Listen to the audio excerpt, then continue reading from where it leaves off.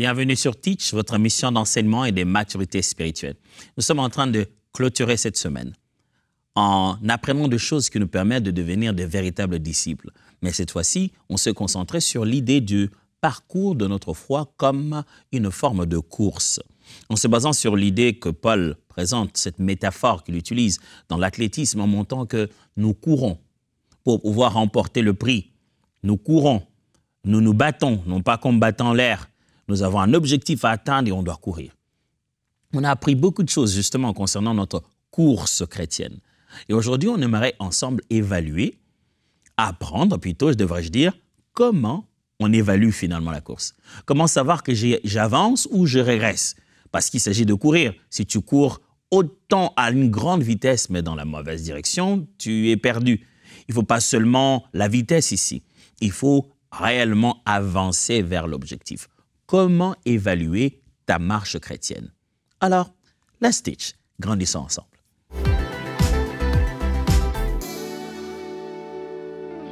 Évaluer sa marche chrétienne à la lumière des Écritures, honnêtement, sincèrement, sérieusement, selon la parole de Dieu, c'est le secret pour réajuster certaines choses et se maintenir pour finir sa course comme Paul l'a fini, comme Christ l'a fini.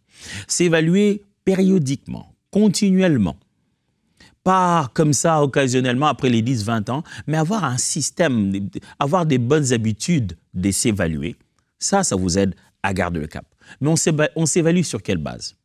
Parce que ça peut être très, très relatif. On peut tellement mettre tout sur son propre compte.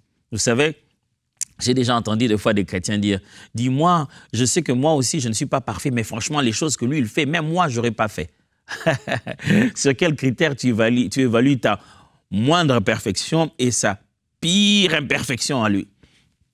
Il devrait y avoir des normes, des critériums, des standards qui n'ont rien à voir au fait que ce soit moi ou toi, que même individuellement, qu'on s'y approche, ça ressemble à un miroir qui n'a que faire de qui est devant lui. Le miroir te montre ce que tu es, quel que soit ton âge, quel que soit ton pouvoir, quel que soit ce que tu es. Le miroir n'a rien à faire. Ce que tu vois dedans, c'est toi. Quels seraient donc ces miroirs que l'on peut mettre devant soi pour s'évaluer? Regarder avec humilité de dire « Oh, je pense qu'il y a encore du boulot.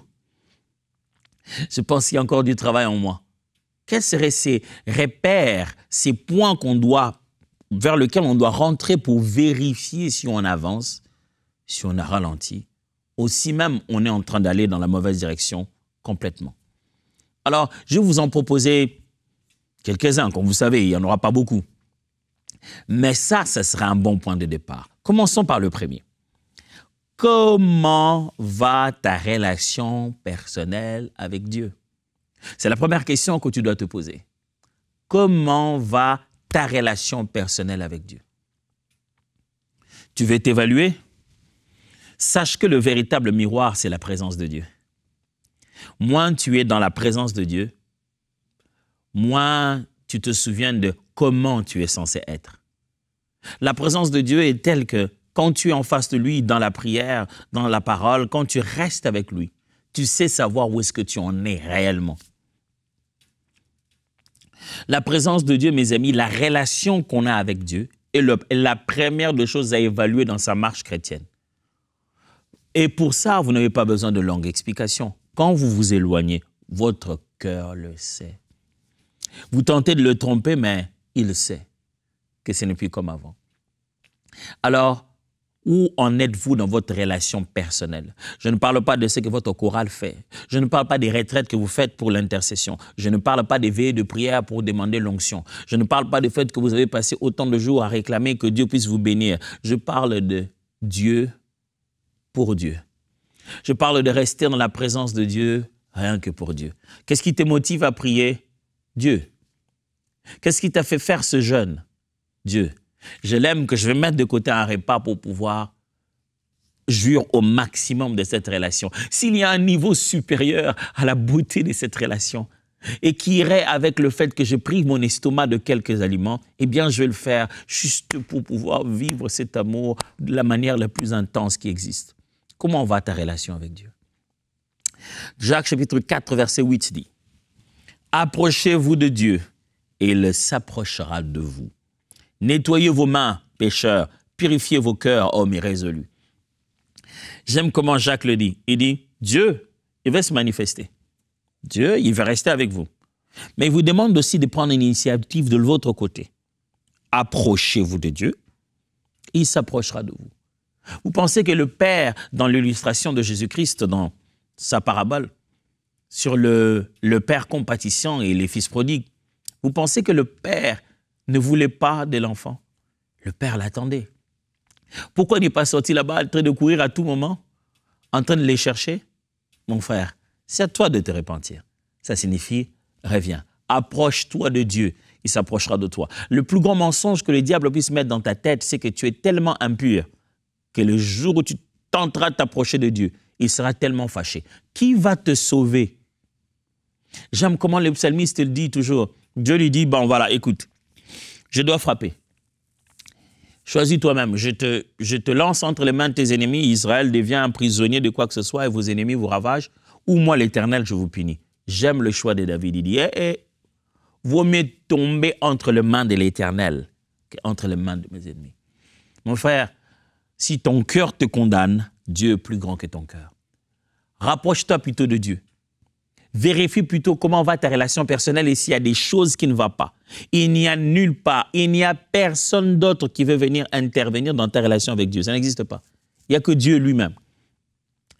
Alors, tu n'as personne chez qui aller lui dire, écoute, j'ai des problèmes avec Dieu, est-ce que tu peux le voir pour qu'on l'arrange ça? Non, il est là, les bras ouverts, il a dit, si tu as quelque chose, viens me voir, on va en parler. Psaume 139, verset 23-24.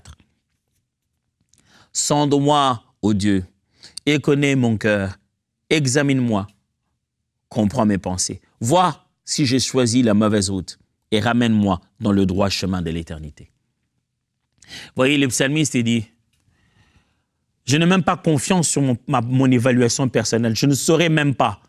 Toi, sonde-moi, regarde mon cœur, regarde, si tu vois qu'à l'intérieur, je commençais à tordre mes voies, je choisis une mauvaise direction, c'est ton supplie, ramène-moi sur la voie de l'éternité. Tu ne peux donc pas faire une véritable évaluation de foi chrétienne et des marches chrétiennes authentiques si ce n'est pas dans la présence de Dieu. Alors la première question à laquelle tu dois te poser, c'est comment va ta relation personnelle avec Dieu?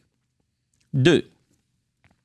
À quel point es-tu intentionnel dans ta croissance spirituelle? À quel point es-tu intentionnel dans ta croissance spirituelle? On parle d'évaluer sa marche chrétienne. Après s'être posé la question de comment ça va avec Dieu, ça veut dire comment va ma prière, comment va ma méditation de la parole, comment va ma crainte de Dieu, comment va mon écoute de sa voix. Alors pose-toi la question, à quel point suis-je intentionnel à ma croissance spirituelle? Ça veut dire, est-ce que je grandis comme ça là, je sursaute, j'ai grandi quand même dans les choses de Dieu, hein?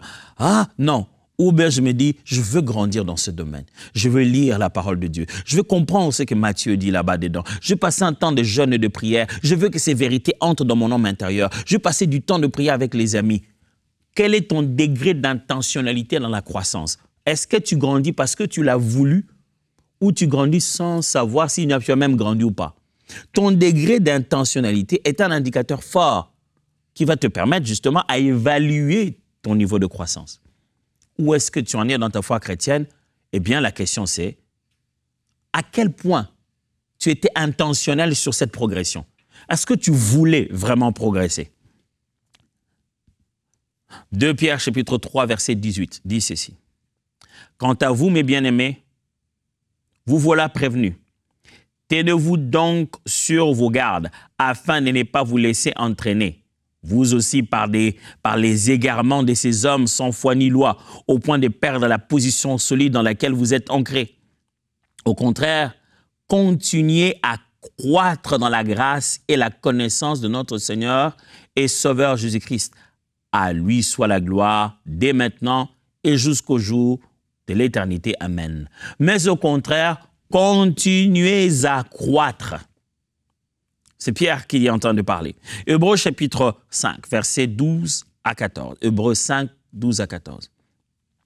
Vous, en effet, qui depuis longtemps devriez être des maîtres, vous avez encore besoin qu'on vous enseigne les premiers rudiments des oracles de Dieu. Vous en êtes venus à avoir besoin des laits et non d'une nourriture solide. Or, quiconque en est au lait n'a pas l'expérience de la parole de justice, car il est un enfant. Mais la nourriture solide est pour les hommes faits, pour ceux dont le jugement est exercé par l'usage à discerner ce qui est bien et ce qui est mal. L'homme d'Hébreu dit, franchement, entre nous, au point où on en est, normalement, vous, avec le nombre de temps que vous êtes déjà devenu chrétien, vous ne devez pas être en train d'apprendre. Vous devez être en train actuellement d'enseigner. Il dit, vous ne deviez plus, depuis si longtemps, vous deviez être des maîtres, c'est-à-dire vous deviez quitter le côté disciple et passer du côté rabbin. Le temps que vous avez fait dans ces choses de Dieu, vous devez être capable de commencer à les enseigner aux autres, à les expliquer aux autres. Écoutez-moi, frère, nous ne deviendrons pas tous des prédicateurs, nous ne deviendrons pas tous des pasteurs, mais notre foi, le summum de la maturité, c'est la communication. C'est-à-dire que tu deviens mature quand tu sais commencer à communiquer le contenu que tu as et le transférer à quelqu'un d'autre. C'est pourquoi un arbre mûr produit des fruits qui vont produire des arbres. On doit attendre qu'un être humain atteigne une certaine maturité pour qu'il soit capable de porter ou de donner une grossesse. Le fait de communiquer sa nature, de communiquer ce qu'on a, est un indicateur fort de la croissance. La croissance, ce n'est pas seulement recevoir. La croissance, c'est aussi donner et la qualité de ce que l'on donne. Frère, tu veux évaluer ta vie spirituelle, tu veux évaluer à quel point tu en es, pose-toi la question, quel est ton degré d'intentionnalité à la croissance? Est-ce que tu veux, tu travailles pour, tu pries pour, tu te disciplines pour grandir? À quel point grandir spirituellement, grandir caractériellement, à quel point grandir te concerne, te préoccupe? À quel point devenir une meilleure personne te préoccupe? Troisième domaine dans lequel entrer, n'oubliez pas, on est en train d'apprendre comment évaluer sa marche chrétienne. Comment évaluer sa marche en tant qu'enfant de Dieu. On a dit qu'on a des indicateurs, des points vers lesquels si on rentre, on peut regarder comment ça évolue pour savoir si on avance ou si on régresse. Premièrement, on a dit la présence de Dieu, la relation personnelle avec Dieu. Dieu, c'est miroir vers lequel quand tu arrives, tu ne peux pas le tordre quand tu ne peux être devant lui que ce que tu es. Et on a dit deuxièmement que tu dois te poser la question, à quel point es-tu intentionnel pour ta croissance? Est-ce que durant tout ce temps, tu tentes de devenir meilleur, tu tentes de grandir? Troisièmement, quelles sont les motivations, quelles sont tes motivations au service du royaume de Dieu? La question de la motivation, oh oui, absolument. Si tu veux évaluer ta foi chrétienne, évaluer ton parcours et l'état de ton cœur, pose-toi cette question. Pourquoi je fais ça? Quelles sont tes motivations au service du royaume de Dieu? Écoutez-moi mes frères, les hommes vous prêteront beaucoup d'intentions. Mais ce qui est plus important, c'est d'abord votre motivation. Les gens vous feront beaucoup de procès d'intention. C'est-à-dire, il fait ça parce qu'il pense que, il pense quoi? Moi, je suis convaincu. Les gens peuvent même être convaincus de toi. C'est toujours ce que l'apôtre Dallo a l'habitude de dire. Il dit, des fois, les gens passent ils sont diplômés en dallologie. Donc, ils connaissent très bien Dallo plus que Dallo lui-même. Le problème, ce n'est pas ce qu'on pense que tu veux ou ce qu'on pense que tu fais. Le plus important, c'est toi, tu penses quoi? J'aime ce que Dieu dit à Jéroboam, il dit, lorsque tu étais encore rien à tes propres yeux, n'ai-je pas fait de toi le roi d'Israël? C'est fort ça. Il dit, lorsque tu ne te voyais pour rien, lorsque tu ne pensais pas que tu avais autant de valeur, à ce moment-là, est-ce que moi, je n'ai pas fait de toi roi d'Israël? Le problème de Dieu, c'est pas est-ce que quand les gens te prenaient pour quelqu'un d'important ou de rien? Non, il a dit à tes propres yeux. Comment toi tu te voyais? Quand toi tu te voyais rien là, est-ce que moi je n'ai pas fait de toi quelqu'un? Ta motivation est très importante. Chaque fois, la motivation c'est comme un habit de travail. Tout le jour, quand tu sors pour aller travailler, il est possible que la poussière du travail du chantier monte tellement sur les habits que ça commence à te faire éternuer à la maison, ainsi de suite, et tu deviens sale. Quand tu rentres à la maison, époussiette, lave, prépare ça pour rentrer encore. Lave, rassure-toi toujours ton cœur. Et puis, c'est pourquoi la Bible dit, garde ton cœur plus que tout. Quelle est la motivation? Quelles sont les motivations de ton service dans le royaume de Dieu? Pourquoi sers-tu à l'église? Pourquoi partages-tu la parole de Dieu?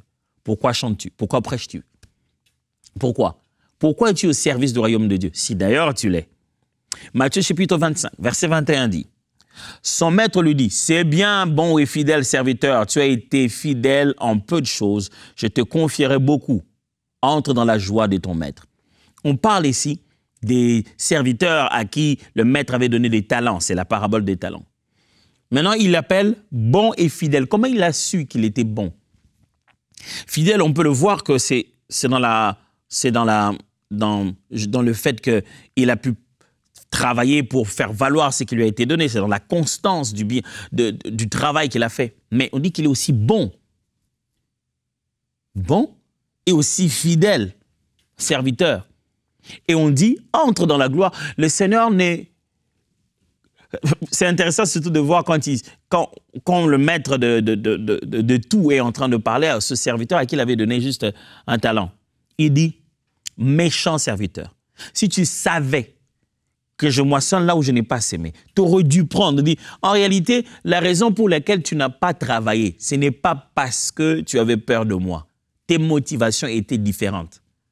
Parce que tu avais des options. Si tu veux connaître la motivation de quelqu'un, regarde l'option qu'il choisit. Au milieu de plusieurs options, il choisira toujours la tendance de son cœur. Il peut beau justifier, mais il choisira toujours la tendance de son cœur. Alors, quelles sont tes motivations? Pourquoi tu fais ça? Si tu veux vérifier comment tu évolues dans la foi chrétienne, va tout le temps vérifier la raison de tes motivations. Va tout le temps vérifier l'état de tes motivations. Je chante pourquoi? Je sors un album pourquoi? Je prêche pourquoi? Oh mes frères, je peux vous dire que c'est un exercice difficile à faire, mais que j'ai, avec le temps, appris toujours à faire. Je vais monter à la chair pourquoi? Je vais chanter pourquoi? Je vais jouer pourquoi? Je vais faire cette mélodie comme ça pourquoi? Est-ce que je tente d'attirer est-ce que je vais démontrer que je chante bien? 1 Corinthiens chapitre 15, verset 58. C'est pourquoi, mes frères bien-aimés, restez fermes, ne vous laissez pas ébranler, marchez de progrès en progrès, soyez toujours actifs, travaillez sans relâche pour le Seigneur. Vous savez bien que la peine que vous vous donnez au service du Seigneur n'est jamais perdue. Comme s'il n'y avait pas de résurrection, si vous œuvrez en communion avec lui. Le travail que vous faites n'est jamais perdu si vous œuvrez en communion avec lui. J'aime bien ce qu'il dit, travaillez sans relâche pour le Seigneur, restez ferme, ne vous laissez pas ébranler, marchez de progrès en progrès, soyez toujours actifs, travaillez. Il dit, faites tout cela tout en sachant que ce que vous êtes en train de faire, si le Seigneur est réellement ressuscité, ce que vous êtes en train de faire n'est pas en vain. Il les encourage. Mes amis, ne vous laissez pas abattre. Continuez à travailler. Il les motive, mais il leur place la bonne motivation. Que ce n'est jamais perdu ce que nous sommes en train de faire. Pourquoi tu donnes aux gens? Oh non, je donne aux pauvres. Tu donnes aux pauvres pourquoi? Est-ce que c'est seulement pour trouver des compensations avec les impôts et les taxes et tout ça là? Ou tu donnes aux pauvres? Est-ce que tu donnes aux pauvres pour que tu te sentes supérieur? Est-ce qu'en donnant aux pauvres, tu te dis que ce pauvre peut demain manger sur la même table que moi et devenir tout aussi riche que moi? Est-ce que tu donnes aux pauvres pour maintenir la distance et garder la pente? Tu es en haut et tu donnes à ceux qui sont en bas. Est-ce que tu visualises un jour que les pauvres à qui tu donnes et l'orphelin à qui tu donnes pourraient devenir comme toi et plus que toi? Est-ce que tu visualises la possibilité que les personnes que tu aides peuvent demain se retrouver en train de te diriger? Est-ce que quand tu aides l'orphelin, tu considères le fait qu'il soit orphelin comme un handicap? Est-ce que tu lui donnes l'argent pour qu'il aille étudier dans la même école que tes enfants? Ou bien tu te dis déjà que je l'aide pour qu'il reste au bas de l'échelle? Quelles sont les véritables motivations dans ton cœur? Quatrièmement, nous sommes en train d'étudier comment on peut évaluer sa foi chrétienne, comment on peut évaluer sa marche chrétienne. Et là, tout ça est dans le but d'étudier l'affaire de la course. Tu as fait ta course avec le Seigneur, à la fin, tu évalues comment? Quatrième point, c'est pose-toi cette question, comment vont tes relations avec les autres? Comment vont tes relations avec les autres? Il ne s'agit pas seulement de Dieu. Il ne s'agit pas seulement de toi. Il s'agit aussi des autres. Dans l'évaluation de ton parcours personnel à toi, les autres en font partie. Jean chapitre 13, versets 34 à 35. Je vous donne une directive nouvelle. Aimez-vous les uns les autres. Oui, tel est mon commandement. Comme je vous ai aimé, aimez-vous les uns les autres. La marque par laquelle tous les hommes pourront reconnaître si vous êtes mes vrais disciples, c'est l'amour que vous aurez les uns pour les autres. J'aime ça. La marque par laquelle les autres pourraient reconnaître que vous êtes mes disciples, mes vrais disciples, c'est par l'amour que vous aurez les uns pour les autres, pas par l'amour que vous aurez pour l'Église. Les gens aujourd'hui aiment les institutions plus que les individus qui en font partie. Comment peux-tu dire que tu aimes autant ton Église, mais tu n'aimes pas ton frère qui est avec toi à l'intercession? Comment est-ce possible? Je ne comprends pas. On devient comme des partisans de groupe au lieu de devenir d'abord une famille chrétienne. Aimez-vous les uns les autres. Romains chapitre 12, versets 17 à 18. Si l'on vous fait du mal, ne les rendez pas. Cherchez au contraire à faire du bien à tous, quel que soit l'autre. Trouvez ce qui serait bon pour lui. Et ayez le souci de mener une vie honorable aux yeux de tout le monde. Que votre comportement soit au-dessus de toute critique. Autant que possible, et dans la mesure où cela dépend de vous, vivez en paix avec tous les hommes. C'est ça l'idéal d'un chrétien. Aussi longtemps que je le peux, que je puisse vivre en paix avec tout le monde, être en paix avec tout le monde. Posez-vous cette question. Comment vont mes relations avec les autres? Est-ce que dans votre cœur, vous êtes en paix face aux relations que vous avez, celles que vous entretenez et celles que vous avez rompues? Votre cœur doit être en paix en disant, cette relation, elle existait, elle a été rompue, ça va. Cette relation, elle existait, elle bat de l'aile, on l'entretient. Cette relation, elle existe encore, on est en train de la bâtir. Mais dans toutes vos relations, posez-vous la question, comment ça va? Aussi longtemps que cela dépend de vous, Paul l'explique, ne vous faites pas d'ennemis, soyez en paix. Les gens peuvent être vos ennemis parce qu'ils l'ont décidé eux, pas parce que vous avez décidé de le faire. Cinquième chose à apprendre, lorsqu'on veut en réalité évaluer sa foi chrétienne. Quel est ton niveau actuel d'endurance aux épreuves? Oh oui, on est en train de faire une course vers le grand prix. On court vers le prix. Quel est ton degré d'endurance? Ton degré d'endurance, de tolérance ou non à l'épreuve? Moi, quand j'étais beaucoup plus jeune, j'ai détesté qu'on me coiffe les cheveux. J'ai détesté ça quand j'étais très petit. Surtout quand c'était la saison sèche chez nous, donc il fait froid. Et donc, quand on avait un jeune, un vieux dans le quartier qui s'essayait à raser les gens avec nos têtes. Ah donc, il tenait une lame de rasoir mêlée avec une peigne. Et c'est comme ça la technique, une lame mêlée à la peigne, au peigne plutôt. Il est en train de te peigner, en même temps, ça fait partir aussi les cheveux. Et ça chauffe quand quelqu'un les fait sans tendresse. Ting, ting, ça chauffe la tête. Et lui, il s'essayait à apprendre à raser en utilisant nos têtes. Donc, ma mère s'est dit qu'elle n'a pas le temps, on était tellement nombreux, elle dit, va aller là-bas, il va vous raser.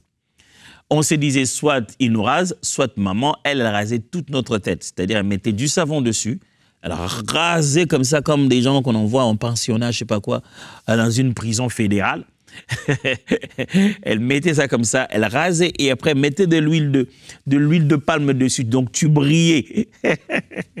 On s'est dit, je ne vais pas avoir une tête de Mr. Propre. Je préfère me faire raser même si ça fait chaud. Mais le gars, ça faisait chaud. Alors qu'on m'appelait pour m'asseoir, pour qu'on puisse me raser, j'avais trouvé ma technique. Ça ne marchait pas trop, mais ça me faisait gagner du temps. J'arrive, je mets là, je dis, quand il veut commencer, je dis, oh, j'ai pas encore bu de l'eau. Je vais boire de l'eau. Puis je reviens. Il dit, j'ai envie de me soulager. Je me suis allé me soulager. Quand je vais, oh, il faut que j'ai quelque chose à manger. J'ai passé mon temps jusqu'à ce qu'il s'énerve. Il est possible que nous autres, les chrétiens, nous soyons comme ça avec l'épreuve. Dieu te met dans une épreuve. Tu en sors par une retraite. Seigneur, je ne peux pas supporter la pauvreté. Oh Dieu de mes jours, tu passeras 21 jours en train de chercher la percée. Ok, bah, perce. Dieu veut te mettre encore dans une épreuve. Je vais attaquer tous les démons qui sont derrière. Ok. Justifie ça par démon, par percée, par onction, tout ce que tu veux. L'épreuve restera l'épreuve. Et une leçon mal apprise est toujours reprise.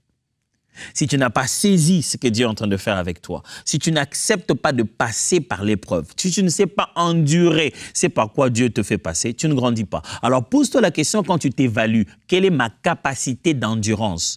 Qu'est-ce que l'épreuve a produit en moi? Parce qu'il faut que l'épreuve de votre foi produise la patience. Et la patience, elle aussi, elle a ses propres buts. Jacques chapitre 1, versets 2 à 4.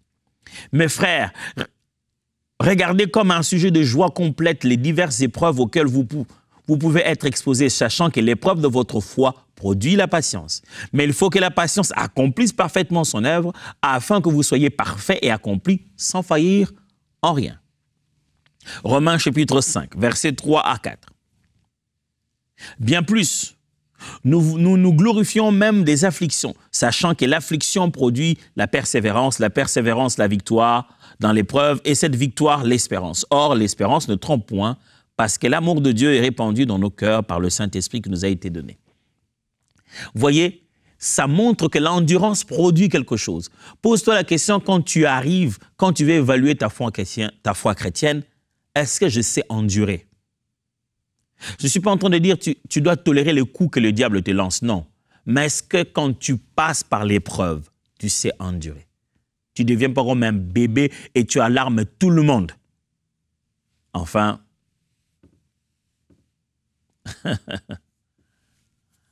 la dernière question à se poser, c'est à quel point témoignes-tu de Christ dans le monde? Matthieu chapitre 5, versets 13 à 16 dit: vous êtes le sel de la terre, mais si le sel perd sa saveur, avec quoi la rendra-t-on? Il ne sert plus qu'à être jeté dehors et foulé aux pieds par les hommes. Vous êtes la lumière du monde. Une ville située sur une montagne ne peut être cachée. Et on n'allume pas une lampe pour la mettre sous le boisseau, mais on la met sur le chandelier et elle éclaire tous ceux qui sont dans la maison. Que votre lumière luise ainsi devant les hommes afin qu'ils voient vos bonnes œuvres et glorifient votre Père qui est dans les cieux. La dernière question qu'on se pose toujours quand on veut évaluer notre foi chrétienne, c'est à quel point témoignes-tu de Christ dans le monde? Est-ce que tu as encore les ailes que donne l'évangile de paix? Est-ce que Christ bouillonne encore dans ton cœur au point de pouvoir le partager aux autres? La semaine vient de finir. On a appris comment courir notre course dans la foi chrétienne, comment se relever quand on perd la vitesse et surtout comment s'évaluer à la fin si on avance. Si on n'avance pas. Je prie que ces vérités dans votre cœur transforment complètement votre vie. Au nom de Jésus. Et bon week-end à vous. Let's teach. Grandissons ensemble.